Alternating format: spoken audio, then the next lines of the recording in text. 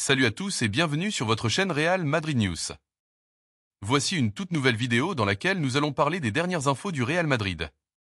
Voici les grands points que nous allons développer. Premièrement, Rodrigo a une autre priorité que le PSG pour son avenir. Ensuite, un Français sacrifié, décision radicale au Real Madrid. Et, Real Madrid, premier couac pour Xavi Alonso. Et d'autres infos du Real Madrid. Mais avant de commencer, assurez-vous d'être bien abonné à la chaîne et d'activer la cloche pour ne rien rater. On y va. Florentino Pérez fête ses 25 ans à la présidence du Real Madrid. Le 16 juillet 2000, Florentino Pérez était élu président du Real Madrid. Un quart de siècle plus tard, il a fait entrer le club dans une nouvelle dimension, aussi bien sportivement qu'économiquement. Depuis son arrivée à la présidence du Real Madrid le 16 juillet 2000, Florentino Pérez a bâti un empire.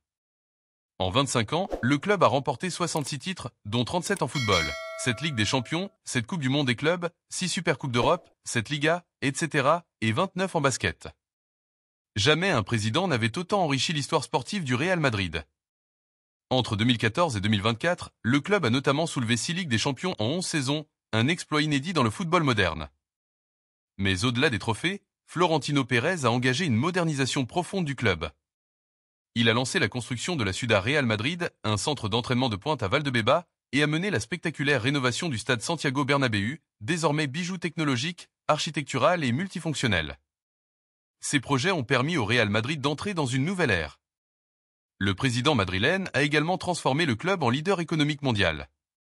En 2025, selon Forbes, le Real Madrid est le club le plus valorisé au monde, avec une estimation de 6,75 milliards de dollars et des revenus dépassant le milliard annuel.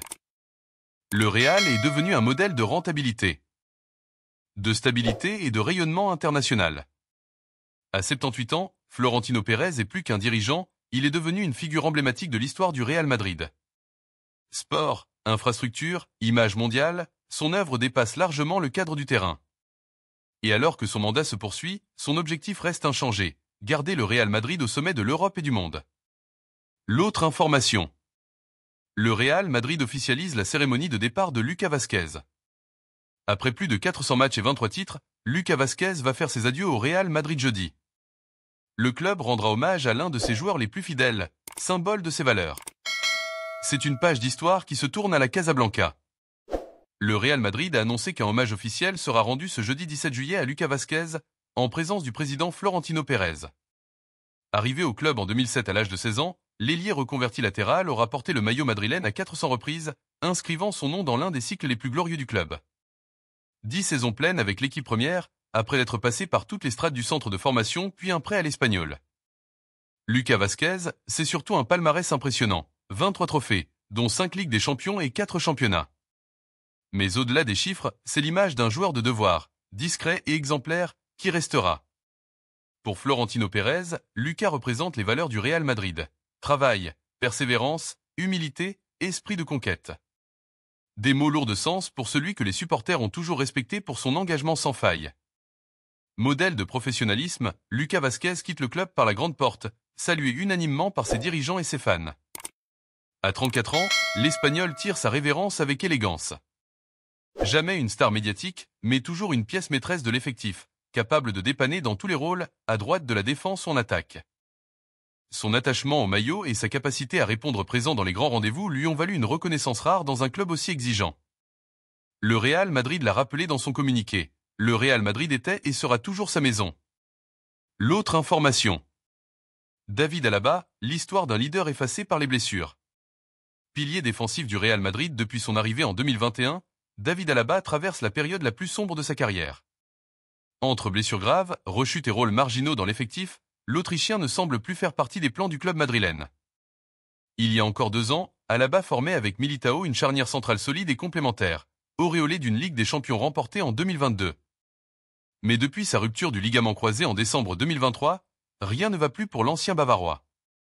Le défenseur a enchaîné les pépins physiques, ménisques abîmés, cartilage touché, arthroscopie, puis déchirure du solaire. Il n'a joué que 14 matchs cette saison, pour 601 minutes seulement.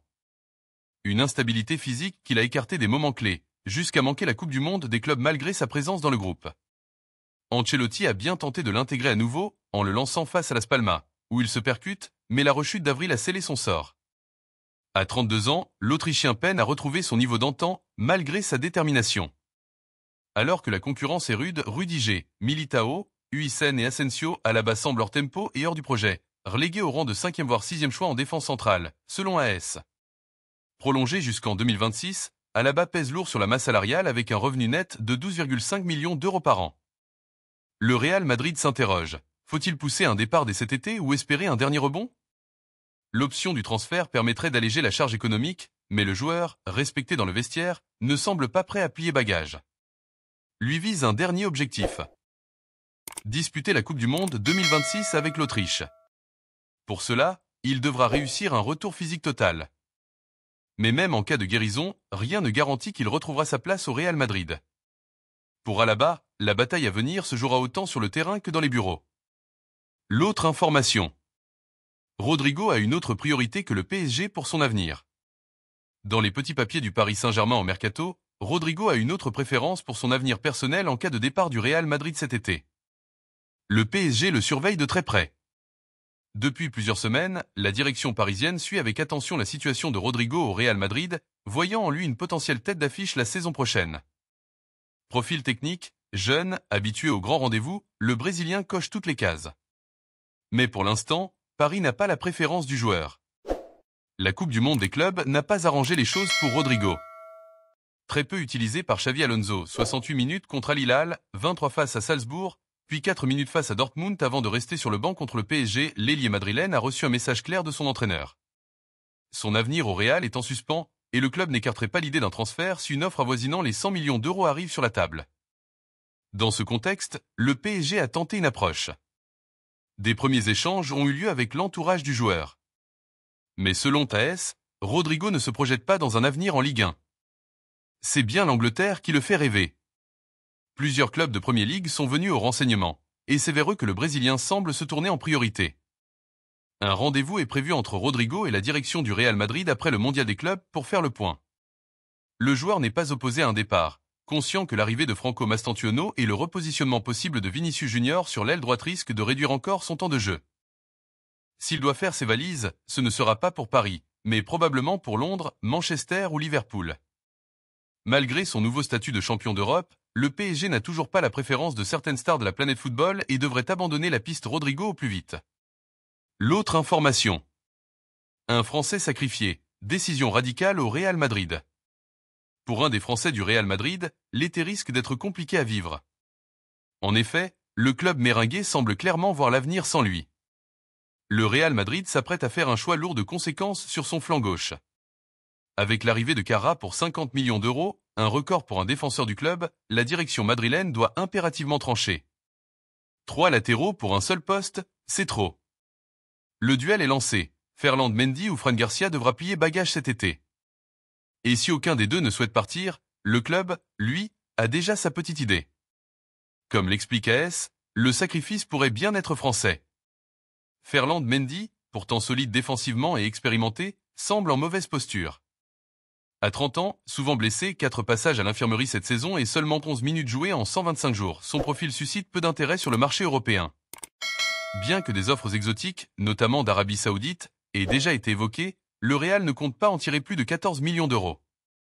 Une somme modeste pour un joueur qui, il y a quelques années encore, tenait la route face aux plus grands. En parallèle, Fran Garcia a vu sa cote grimper. Titulaire indiscutable sous Xavi Alonso, auteur d'une passe décisive et d'un but lors du dernier mondial des clubs, il a su se montrer décisif au bon moment. Valorisé à 18 millions d'euros, Madrid pense pouvoir en obtenir plus de 25, voire 30 millions. Il est jeune, en pleine forme, et surtout, il a un vrai marché. Voilà pourquoi, paradoxalement, celui qui a le plus de potentiel pourrait être le plus vendeur. Et donc, le plus sacrifiable? Le Real Madrid veut éviter une cohabitation à 3 sur le long terme. Carra, recruté pour devenir le titulaire à long terme, est intouchable. Fran Garcia et Ferland Mendy ont tous deux des contrats jusqu'en 2027, mais un seul restera. Aujourd'hui, Mendy est celui que l'on pousse doucement vers la sortie, à contre-cœur. L'autre information. Real Madrid, premier couac pour Xavi Alonso. Le Real Madrid a présenté mardi après-midi sa nouvelle recrue, Alvaro Carra, la 3e de cet été et la 3e des 4 arrivées prévues. Cependant, la question de savoir si les Merengues doivent poursuivre leur activité fait débat, notamment entre l'entraîneur Xavi Alonso et le club.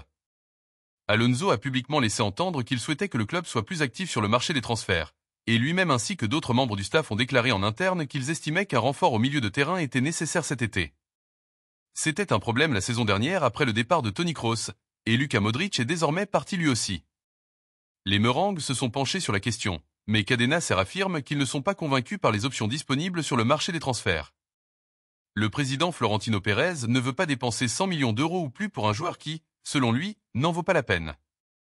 La seule option qui les convainc est Rodri Hernandez, de Manchester City, mais il n'est pas sur le marché et pourrait être disponible à moindre coût l'été prochain s'il ne renouvelle pas son contrat avec City.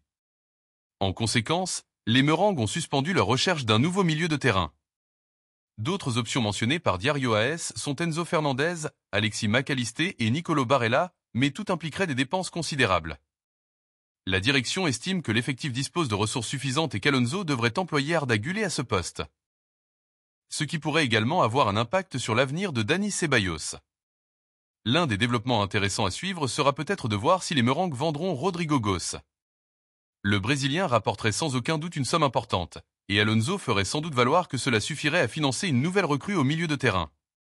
Cependant, avec 63 millions d'euros encore à débourser pour Franco Mastantuono, les Merengues pourraient estimer que leurs 173 millions d'euros de dépenses sont suffisants pour un été. Alors, les supporters madrilènes, donnez votre avis dans les commentaires et à la prochaine vidéo pour de nouvelles informations.